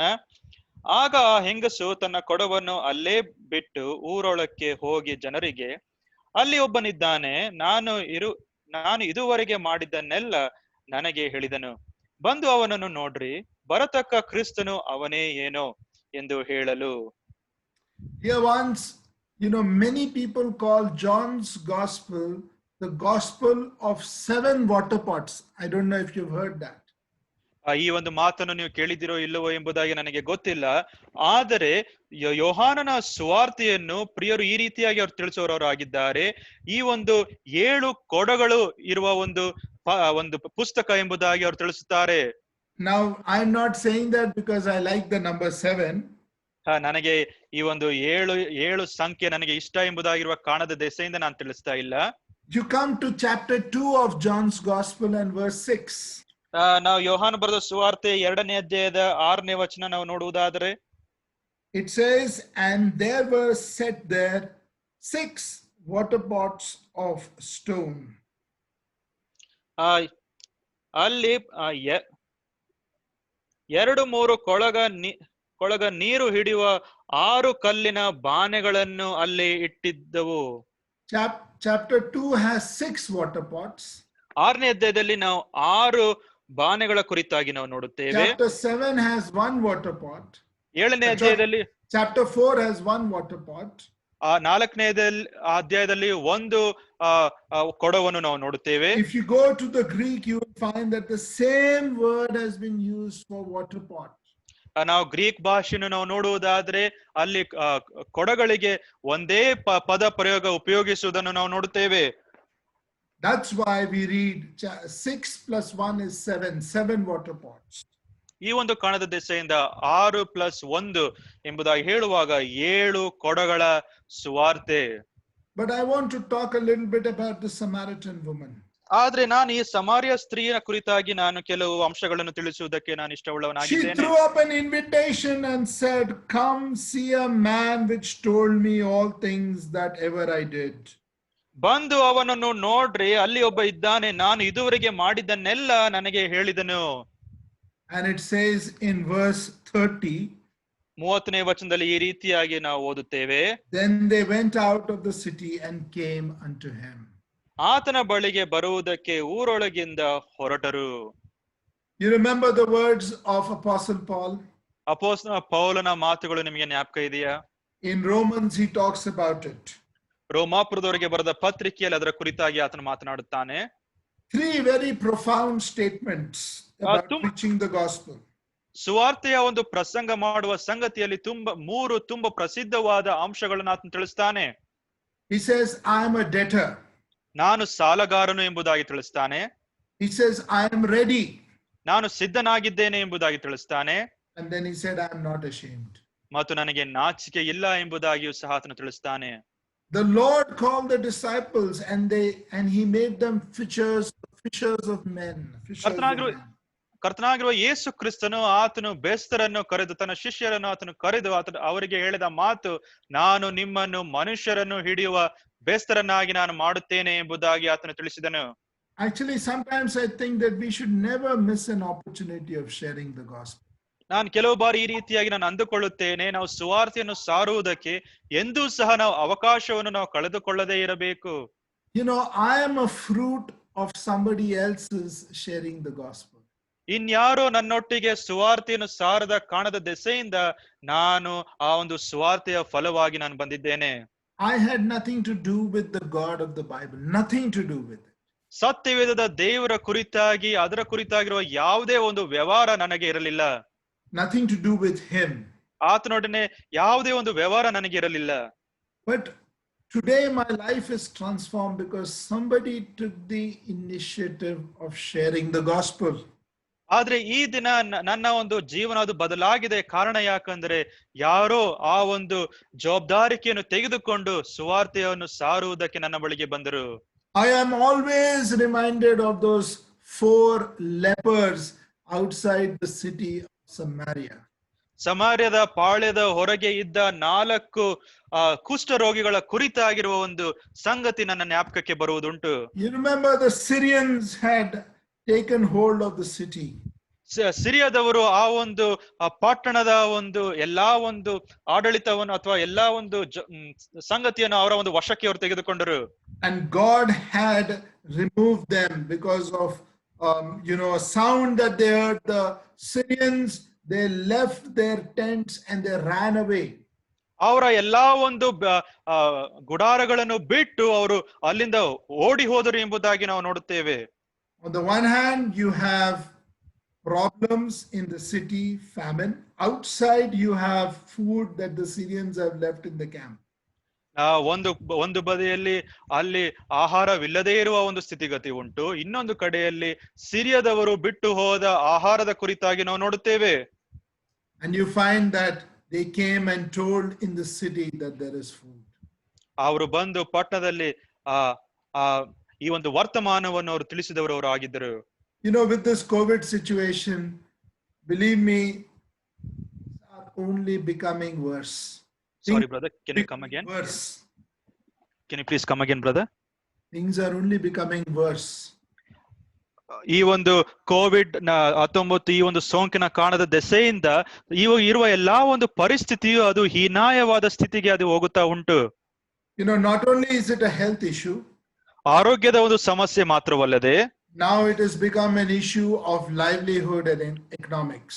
ಈ ಒಂದು ಸ್ಥಿತಿಗತಿ ನಮ್ಮ ಒಂದು ಜೀವನದ ಕುರಿತಾಗಿ ಅದು ಉಂಟು ಮತ್ತು ಈ ಒಂದು ಆರ್ಥಿಕ ವ್ಯವಸ್ಥೆಯ ಕುರಿತಾಗಿಯೂ ಸಹ ಅದಕ್ಕೂ ಸಹ ಧಕ್ಕೆ ಉಂಟಾಗಿದೆ. Many people are losing their jobs in our own city, in our own country. ನಮ್ಮ ಒಂದು ಪಟ್ಟಣದಲ್ಲಿ ನಮ್ಮ ಒಂದು ದೇಶದಲ್ಲಿ ಅನೇಕ ಜನರು ಅವರ ಒಂದು ಉದ್ಯೋಗಗಳನ್ನು ಅವರು ಕಳೆದುಕೊಳ್ಳುತ್ತಾ ಇದ್ದಾರೆ. Preach the gospel to them. ಸುವಾರ್ತೆಯನ್ನು ಸಾರಿರಿ. That is the only solution and the comfort that they can have. ಅವರಿಗೆ ಇದರಿಂದ ಮಾತ್ರ ಅವರಿಗೆ ಆದರಣೆ ಸಿಗುವಂತದ್ದಾಗಿದೆ. Now I'll request that we come back again to the book of Nehemiah and chapter number 3. ನಾವು ಹಿಂದಿರುಗಿ ನಾವು ನೆಹೆಮೀಯನ ಪುಸ್ತಕ 3ನೇ ಅಧ್ಯಾಯಕ್ಕೆ ನಾವು ಬರೋಣ. Now I want to drop your eyes to verse number 6. ಈಗ ನಾವು 6ನೇ ವಚನವನ್ನು ನಾವು ನೋಡಿಕೊಳ್ಳೋಣವಾಗಿರೋಣ. It talks about the third gate. ನಾವಿಲ್ಲಿ 3ನೇ ಬಾಗಿಲಿನ ಕುರಿತಾಗಿ ನಾವು ಓದುತ್ತೇವೆ.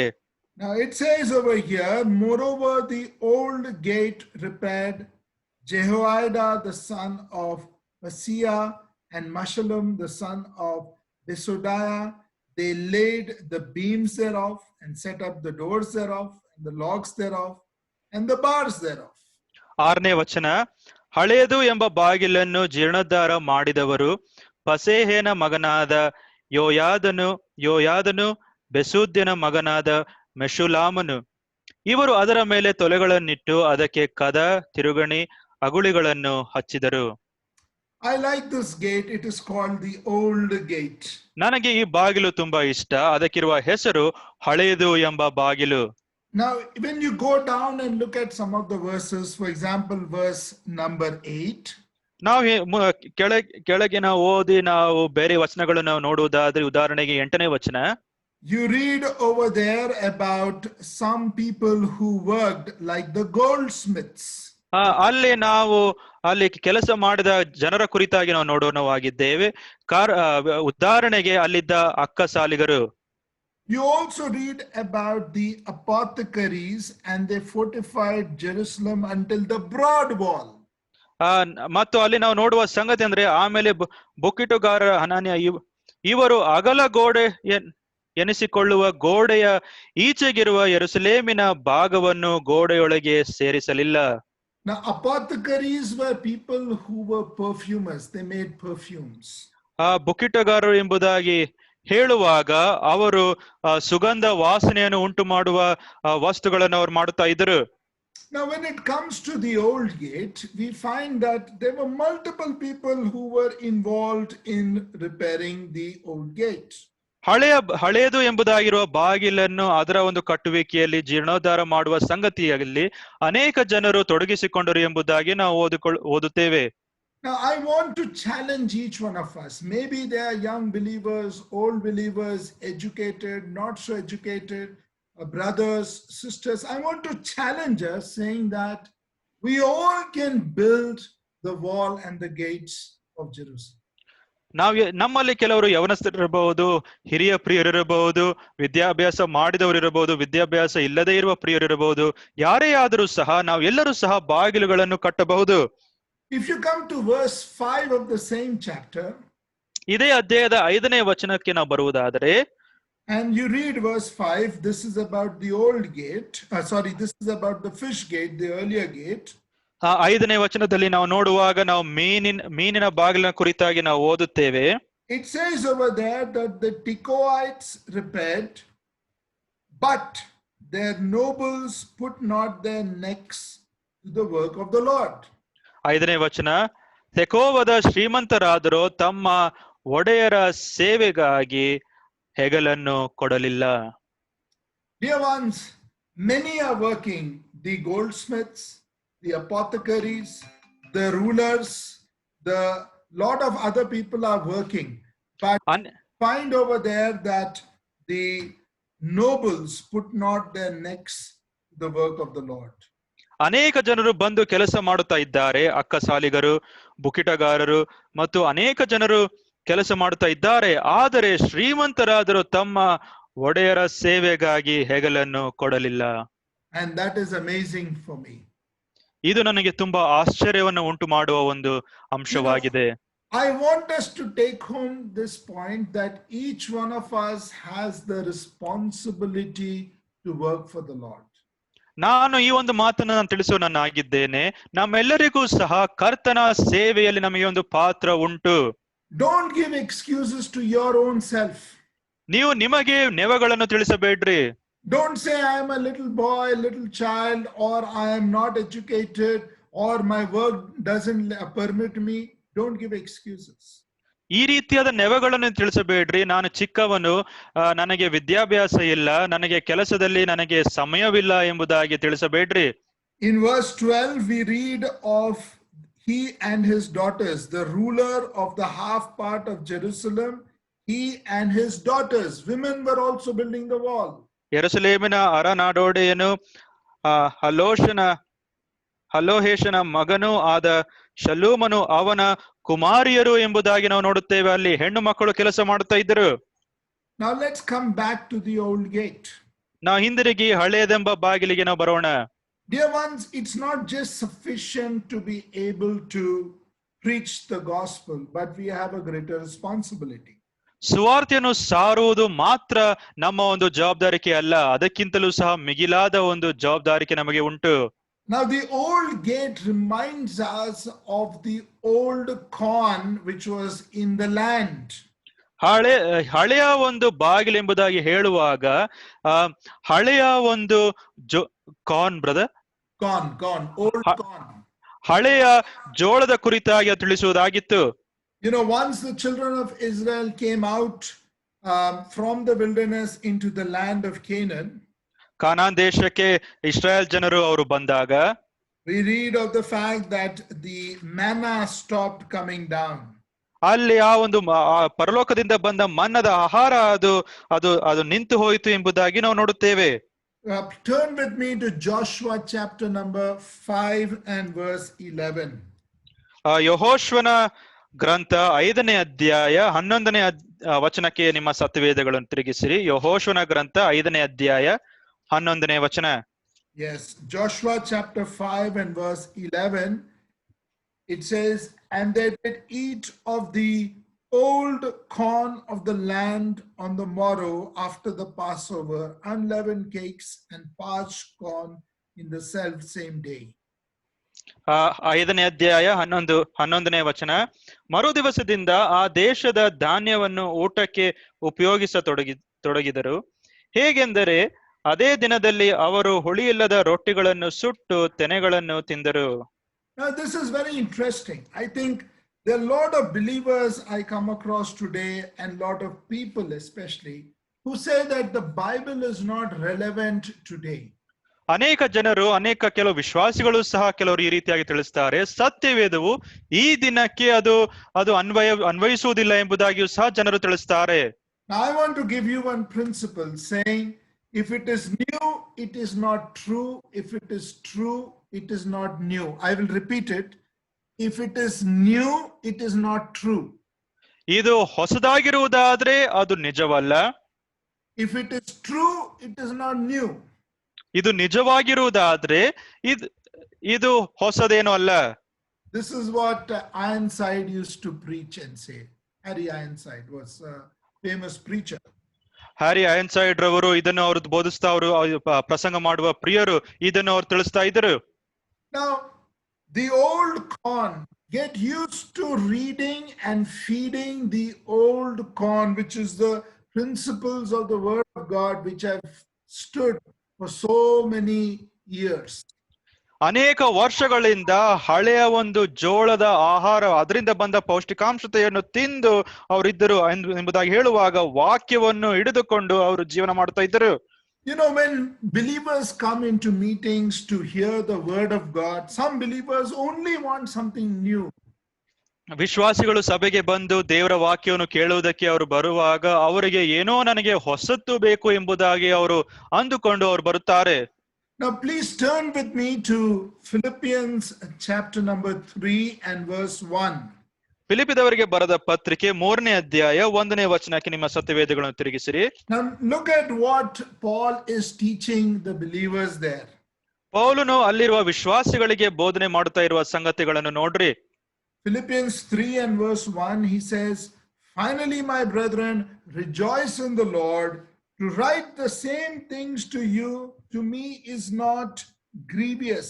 It doesn't trouble me, but for you it is safe. ಫಿಲಿಪಿದವರಿಗೆ ಬರೆದ ಪತ್ರಿಕೆ 3ನೇ ಅಧ್ಯಾಯ 1ನೇ ವಚನ. ಕಡೆ ಮಾತೇನೆಂದರೆ ನನ್ನ ಸಹೋದರರೇ, ಕರ್ತನಲ್ಲಿ ಸಂತೋಷ ಪಡ್ರಿ.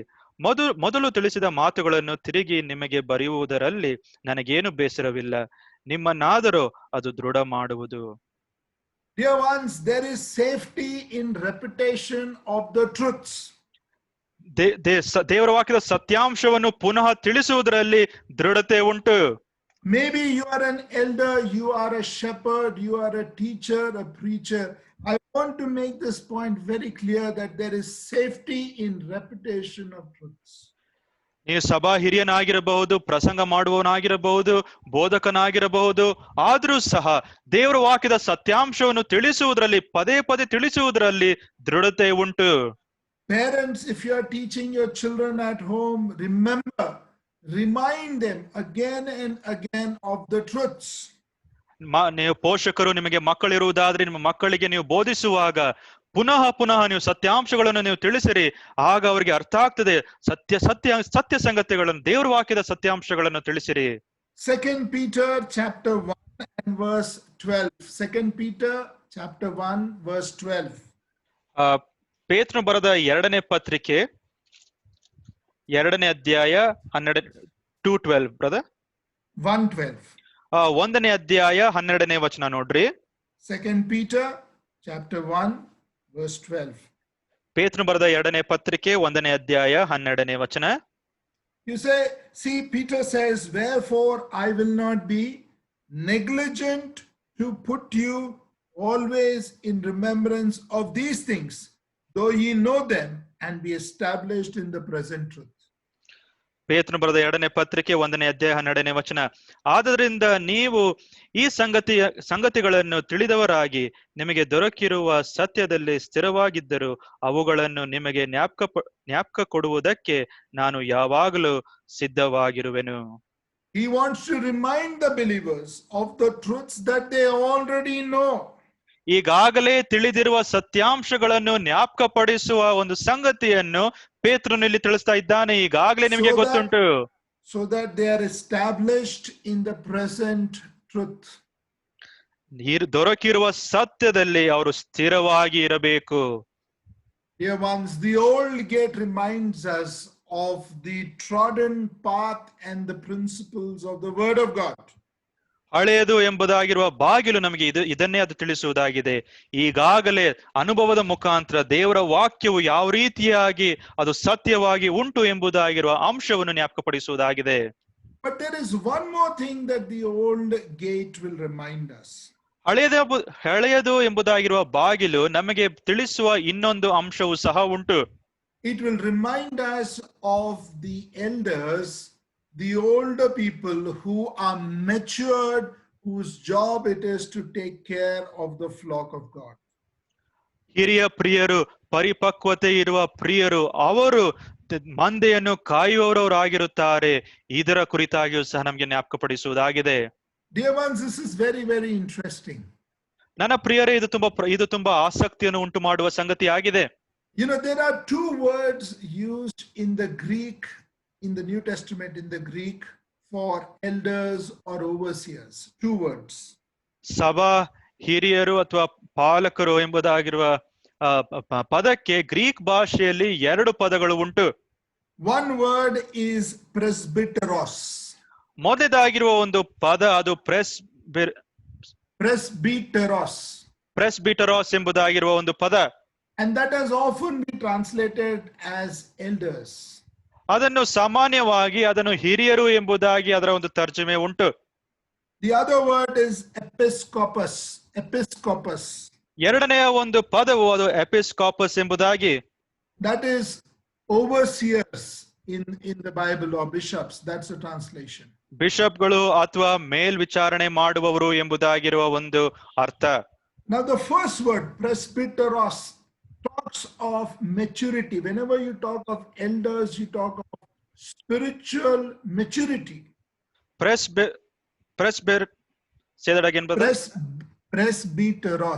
ಪ್ರೆಸ್ಬಿಟೆರೋಸ್ ಎಂಬುದಾಗಿರುವ ಒಂದು ಪದ ಇದು ಆತ್ಮೀಕ ಪರಿಪಕ್ವತೆಯನ್ನು ತೋರಿಸುವ ಒಂದು ಪದವಾಗಿ ಉಂಟು.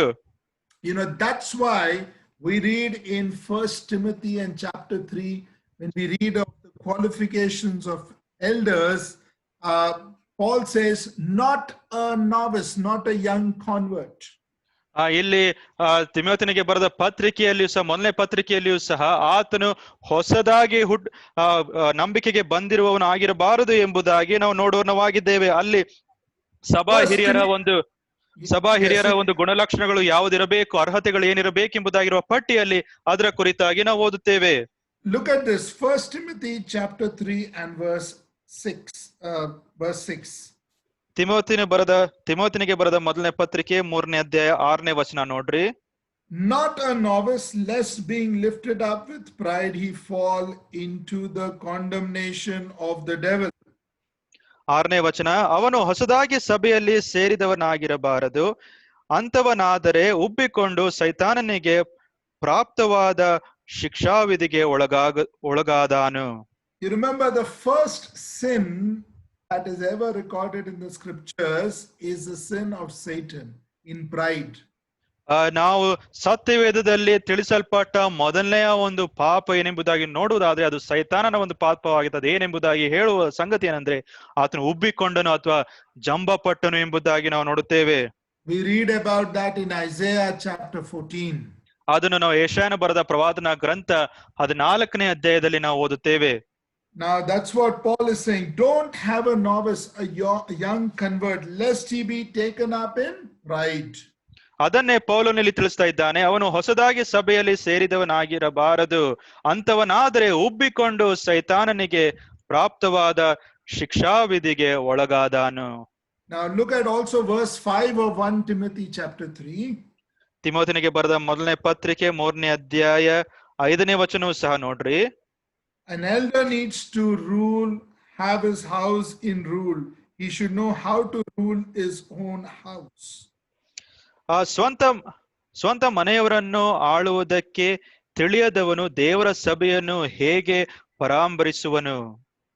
Come back to our portion in Nehemiah chapter 3. ನಾವು ಹಿಂದಿರುಗಿ ನೆಹೆಮೀಯನ ಗ್ರಂಥ 3ನೇ ಅಧ್ಯಾಯಕ್ಕೆ ನಾವು ಹಿಂದಿರುಗಿ ಬರೋಣ. I want you to read verse 10, chapter 3 verse 10. ನಾವು 3ನೇ ಅಧ್ಯಾಯದ 10ನೇ ವಚನವನ್ನು ನಾವು ಓದಿಕೊಳ್ಳೋಣ. It says, and next unto them repaired Jedaiah the son of Harumaph, even over against his house. ನೆಹೆಮೀಯನ ಗ್ರಂಥ 3ನೇ ಅಧ್ಯಾಯ 10ನೇ ವಚನ, ಇವನ ಮುಂದಕ್ಕೆ ಹರೂಮಫನ ಮಗನಾದ ಯೆದಾಯ, ಇವನು ತನ್ನ ಮನೆಯ ಎದುರಿಗಿರುವ ಗೋಡೆಯನ್ನು ಜೀರ್ಣೋದ್ಧಾರ ಮಾಡಿದನು. ಇವನ ಆಚೆಗೆ ಹೆಷ್ಬೆನ್ಯನ ಮಗನಾದ ಹಟೂಷ್. It says over there, even over against his house. ಇವನು ತನ್ನ ಮನೆಯ ಎದುರಿಗಿರುವ ಗೋಡೆಯನ್ನು, over against his house, in front of his house. ಆತನ ಮನೆಯ ಎದುರಿಗಿರುವ ಗೋಡೆಯನ್ನು. Dear ones, I want to talk about that for a minute. ನಾನು ಇದರ ಕುರಿತಾಗಿ ನಾನು ಸ್ವಲ್ಪ ಮಾತನಾಡುತ್ತೇನೆ. There are a lot of full-time servants, lot of elders, lot of preachers, lot of teachers. ಅನೇಕ ಹಿರಿಯರು ಇದ್ದಾರೆ, ಅನೇಕ ಪೂರ್ಣಾವಧಿ ಸೇವಕರು ಇದ್ದಾರೆ, ಬೋಧಕರು ಇದ್ದಾರೆ, ಪ್ರಸಂಗ ಮಾಡುವವರಿದ್ದಾರೆ. You will find that they have been very useful in preaching to the world. ಅವರು ಲೋಕಕ್ಕೆ ಪ್ರಸಂಗ ಮಾಡುವುದರಲ್ಲಿ ತುಂಬಾ ತಲ್ಲೀನರಾಗಿರುತ್ತಾರೆ. They have a great testimony when it comes to their preaching or sharing the gospel. ದೇವರ ವಾಕ್ಯವನ್ನು ಅಥವಾ ಸುವಾರ್ತೆಯನ್ನು ಸಾರುವುದರಲ್ಲಿ ತುಂಬಾ ಒಳ್ಳೆಯ ಒಂದು ಸಾಕ್ಷಿ ಅವರಿಗೆ ಉಂಟು. But this question over here is right in front of their house. Have they been involved in the repair work right in front of your house? ಆದರೆ ಅವರ ಮನೆಯ ಎದುರಿಗಿರುವ ಗೋಡೆಯನ್ನು ಜೀರ್ಣೋದ್ಧಾರ ಮಾಡುವುದರಲ್ಲಿ ಅವರ ಒಂದು ಕಾರ್ಯವಿತ್ತೋ ಎಂಬುದಾಗಿರುವ ಒಂದು ಪ್ರಶ್ನೆ ಇಲ್ಲಿ ನಾವು ನೋಡುತ್ತೇವೆ. Many have failed in this. Many have failed. ಅನೇಕರು ಈ ಒಂದು ಅಂಶದಲ್ಲಿ ಕ್ಷೇತ್ರದಲ್ಲಿ ಅವರು ಸೋತಿದ್ದಾರೆ. Children have gone astray. ಮಕ್ಕಳು ದೂರವಾಗಿ ಹೋಗಿದ್ದಾರೆ. You know that verse in Proverbs 22 verse 6. ಜ್ಞಾನೋಕ್ತಿಗಳು 22:6ನೇ ವಚನದಲ್ಲಿ ಈ ಒಂದು ವಚನ ನಿಮಗೆ ಜ್ಞಾಪಕ ಇದೆಯಾ? It says, train up a child in the way that he should go, and when he is old he will not depart from it. ಜ್ಞಾನೋಕ್ತಿಗಳು 22ನೇ ಅಧ್ಯಾಯ 6ನೇ ವಚನದಲ್ಲಿ ಈ ರೀತಿಯಾಗಿ ನಾವು ಓದುತ್ತೇವೆ, ನಡೆಯಬೇಕಾದ ಮಾರ್ಗಕ್ಕೆ ತಕ್ಕಂತೆ ಹುಡುಗನನ್ನು ಶಿಕ್ಷಿಸು, ಮುಪ್ಪಿನಲ್ಲಿಯೂ ಓರೆಯಾಗನು. You know, that word old in the Hebrew means once the child gets hair on the chin. ಆ ಆ ಇಬ್ರಿಯ ಇಬ್ರಿಯ ಭಾಷೆಯಲ್ಲಿ ಮುಪ್ಪಿನಲ್ಲಿಯೂ ಎಂಬುದಾಗಿ ಹೇಳುವಾಗ ಅಥವಾ ಪ್ರಾಯದಲ್ಲಿ ಇರುವಾಗ ಆತನ ಒಂದು ಗಡ್ಡದಲ್ಲಿ ಆತನು ಅದು ಕೂದಲು ಬೆಳೆಯುವಾಗ ಎಂಬುದಾಗಿರುವ ಒಂದು ಸಮಯ. You know, a Hebrew woman would take the food. ಇಬ್ರಿಯ ಸ್ತ್ರೀ ಆಕೆ ಆಹಾರವನ್ನು ತೆಗೆದುಕೊಳ್ಳುತ್ತಾಳೆ.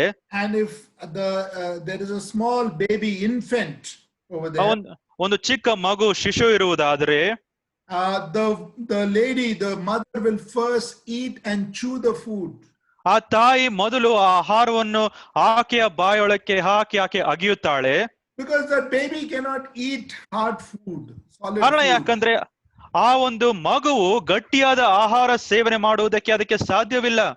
And then she would put it in the mouth of the child.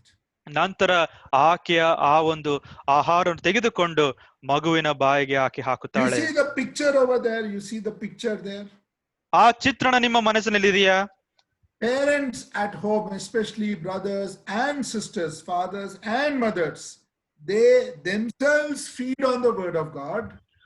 ಮನೆಯಲ್ಲಿಯೂ ಸಹ ಗಂಡಂದಿರು ಹೆಂಡಂದಿರು ಇಬ್ಬರೂ ಸಹ ಮೊದಲನೇದಾಗಿ ದೇವರ ವಾಕ್ಯದ ಪೌಷ್ಟಿಕಾಂಶತೆಯನ್ನು ಸ್ವೀಕಾರ ಮಾಡುವವರಾಗಿರಬೇಕು. And then they chew it and give it to their children. ಅವರು ಅದನ್ನು ಅಗಿದು ಅವರ ಮಕ್ಕಳಿಗೆ ಅವರು ಕೊಡಬೇಕು. Dear ones, if you have little children at home, bring them to meetings right away, don't wait. ನಿಮ್ಮ ಮನೆಗಳಲ್ಲಿ ಚಿಕ್ಕ ಮಕ್ಕಳು ಇರುವುದಾದ್ರೆ ನೀವು ಕಾಯಬೇಡ್ರಿ, ಅವರನ್ನು ಸಭೆಯ ಕೂಟಗಳಿಗೆ ನೀವು ತನ್ರಿ. And bring them up in the ways of God. ದೇವರ ಮಾರ್ಗದಲ್ಲಿ ಅವರನ್ನು ಬೆಳೆಸುವರು ನೀವು ಆಗಿರ್ರಿ. You must start in your own house. ನೀವು ನಿಮ್ಮ ಮನೆಗಳಲ್ಲಿಯೇ ಇದನ್ನು ಪ್ರಾರಂಭ ಮಾಡಬೇಕು. Now, there are many more things to talk about, but maybe I will just talk about one more thing which we read of in verse 8. ನಾನು ಇನ್ನೊಂದು ಅಂಶವನ್ನು ನಿಮ್ಮ ಮುಂದೆ ತರುತ್ತೇನೆ. ಹೇಳುವುದಕ್ಕೆ ಅನೇಕ ಅಂಶಗಳು ಉಂಟು, ಆದ್ರೆ 8ನೇ ವಚನಕ್ಕೆ ನಾವು ಬರೋಣ. We read there about the broad wall. ಅಲ್ಲಿ ನಾವು ಅಗಲ ಗೋಡೆಯ ಕುರಿತಾಗಿ ನಾವು ಓದುತ್ತೇವೆ. Now, what is the broad wall? ಅಗಲ ಗೋಡೆ ಎಂಬುದಾಗಿ ಹೇಳುವಾಗ ಅದರ ಅರ್ಥ ಏನು? Now, this broad wall was built by King Hezekiah. ಈ ಒಂದು ಅಗಲ ಗೋಡೆಯನ್ನು ಕಟ್ಟಿದವನು ಅರಸನಾದ ಹೆಜ್ಕೀಯನು. And we read about that in 2nd Chronicles and chapter number 32. ನಾವು 2ನೇ ಪೂರ್ವ ಕಾಲವೃತ್ತಾಂತ chapter 32 32ನೇ ಅಧ್ಯಾಯ. And we read about something that Hezekiah built. ಹೆಜ್ಕೀಯನು ಕಟ್ಟಿದ ಒಂದು ಸಂಗತಿಯ ಕುರಿತಾಗಿ ನಾವು ಓದೋರ್ನವಾಗಿದ್ದೇವೆ. Now chapter 32 verse 5 first we will read. ನಾವು 32ನೇ ಅಧ್ಯಾಯದ 5ನೇ ವಚನ ಮೊದಲನೇದಾಗಿ ನಾವು ನೋಡಿಕೊಳ್ಳೋಣ. It says, also he strengthened himself and built up all the wall that was broken and raised it up to the towers, and another wall without, which means outside, and repaired Millo in the city of David and made darts and shields in abundance. 2ನೇ ಪೂರ್ವ ಕಾಲ ವೃತ್ತಾಂತ 32ನೇ ಅಧ್ಯಾಯ 5ನೇ ವಚನ.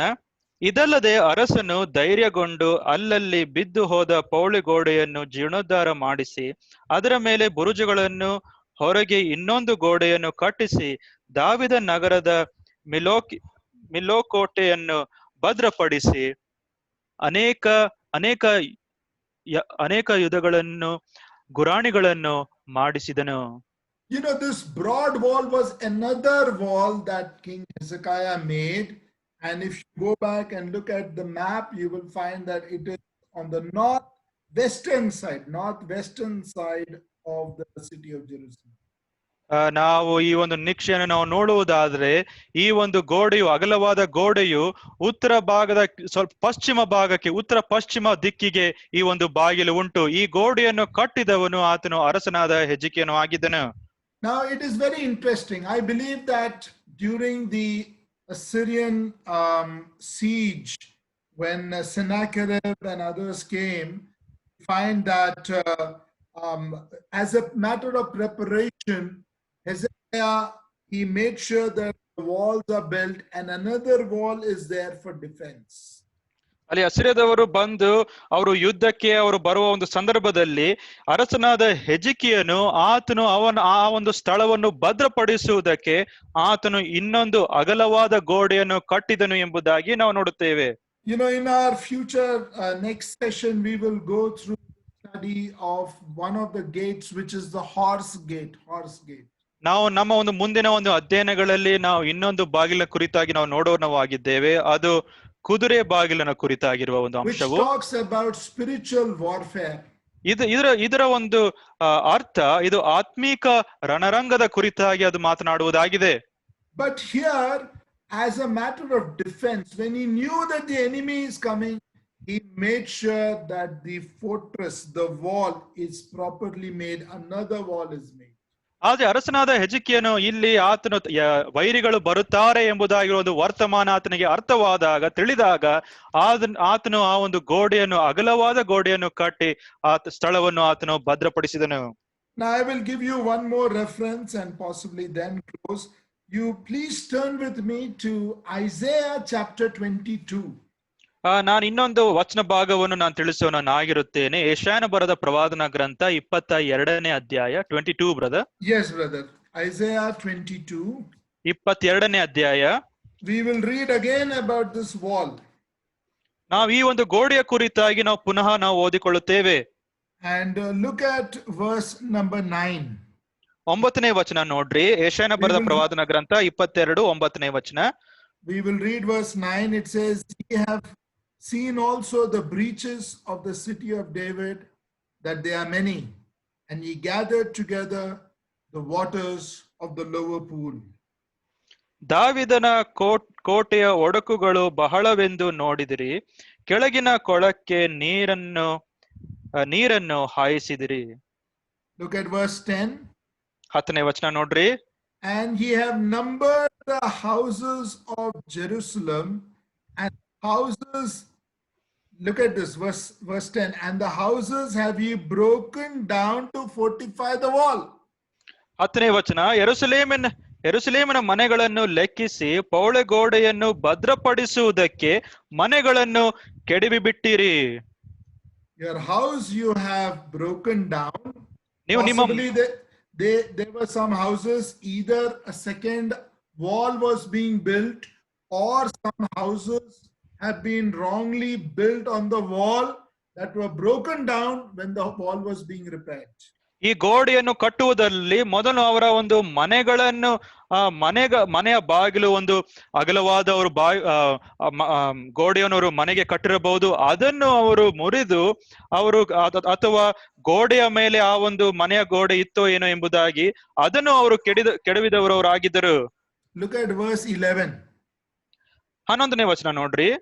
He made also a between the two walls. You see now there are two walls.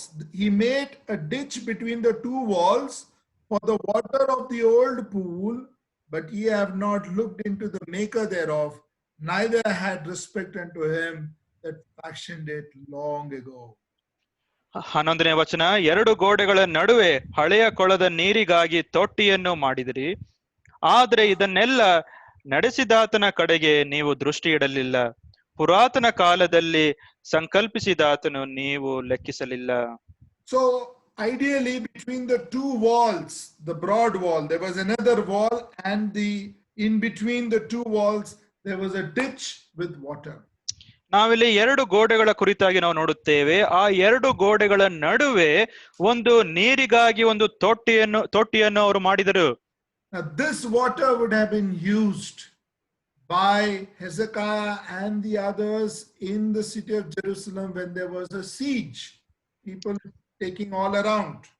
ಆ ಸುತ್ತಲೂ ಅಲ್ಲಿ ಜನರು ವೈರಿಗಳು ಬಂದಾಗ ಅರಸನಾದ ಹೆಜ್ಕಿಯನು ಮತ್ತು ಆತನ ಜನರು ಈ ಒಂದು ತೊಟ್ಟಿಯ ನೀರನ್ನು ಅವರು ಉಪಯೋಗಿಸ್ತಾ ಇದ್ದರು. You know, whenever there was a siege, the biggest problem was lack of food and lack of water. ಸುತ್ತಲೂ ವೈರಿಗಳು ಇರುವಾಗ ತುಂಬಾ ದೊಡ್ಡದಾದ ಒಂದು ಸಮಸ್ಯೆ ಏನಾಗಿತ್ತು ಎಂಬುದಾಗಿ ನಾವು ನೋಡುವುದಾದ್ರೆ ಆಹಾರ ಇಲ್ಲದೆ ಇರುವ ಒಂದು ಸ್ಥಿತಿ ಅಥವಾ ನೀರು ಇಲ್ಲದೆ ಇರುವ ಒಂದು ಸ್ಥಿತಿ. Now that is the beauty about the ditch in between which had water. And I believe it was really speaking God who made it. ಇದು ಈ ಒಂದು ಎರಡು ಗೋಡೆಗಳ ನಡುವೆ ಹಳೆಯ ಕೊಳದ ನೀರಿಗಾಗಿ ತೊಟ್ಟಿಗಳನ್ನು ಅವರು ಕಟ್ಟಿದರು, ಕರ್ತನು ಇದನ್ನು ಮಾಡಿದನು ಎಂಬುದಾಗಿ ನಾವು ನೋಡೋಣವಾಗಿದ್ದೇವೆ. Coming back to the old gate, and close to the old gate was this broad wall. ನಾವು ಹಿಂದಿರುಗಿ ಹಳೆಯ ಬಾಗಿಲಿಗೆ ನಾವು ಬರೋಣ. ಈ ಒಂದು ಹಳೆಯ ಬಾಗಿಲಿನ ಬಳಿಯಲ್ಲಿ ಈ ಒಂದು ಅಗಲವಾದ ಒಂದು ಗೋಡೆ ಇತ್ತು. And talking about matured elders, it is their job to make the provision of the water of the word of God. ಮತ್ತು ಪರಿಪಕ್ವತೆಯಲ್ಲಿ ಆತ್ಮಿಕ ಪರಿಪಕ್ವತೆ ಇರುವ ಹಿರಿಯರು ದೇವರ ವಾಕ್ಯವನ್ನು ಹಂಚುವವರು, ಅದರ ಕುರಿತಾಗಿ ತಿಳಿಸುವವರಾಗಿರಬೇಕು ಎಂಬುದಾಗಿ ಇದರಿಂದ ನಾವು ಕಲಿಯುತ್ತೇವೆ. Maybe we will look at the other gates in our next session. ಉಳಿದ ಬಾಗಿಲುಗಳ ಕುರಿತಾಗಿ ನಾವು ಮುಂದಿನ ಒಂದು ಅಧ್ಯಯನದಲ್ಲಿ ನಾವು ನೋಡೋಣವಾಗಿರುತ್ತೇವೆ. We have looked at the sheep gate. ನಾವು ಕುರಿ ಬಾಗಿಲಿನ ಕುರಿತಾಗಿ ನಾವು ನೋಡಿದ್ದೇವೆ. The fish gate. ಮೀನು ಬಾಗಿಲಿನ ಕುರಿತಾಗಿ ನೋಡಿದ್ದೇವೆ. And the old gate. ಮತ್ತು ಹಳೆಯ ಬಾಗಿಲಿನ ಕುರಿತಾಗಿ ನಾವು ನೋಡಿದ್ದೇವೆ. May the Lord bless the study to us. ಕರ್ತನು ತಾನೇ ಈ ಒಂದು ಅಧ್ಯಯನವನ್ನು ನಮಗೆ ಆಶೀರ್ವಾದ ಮಾಡಲಿ.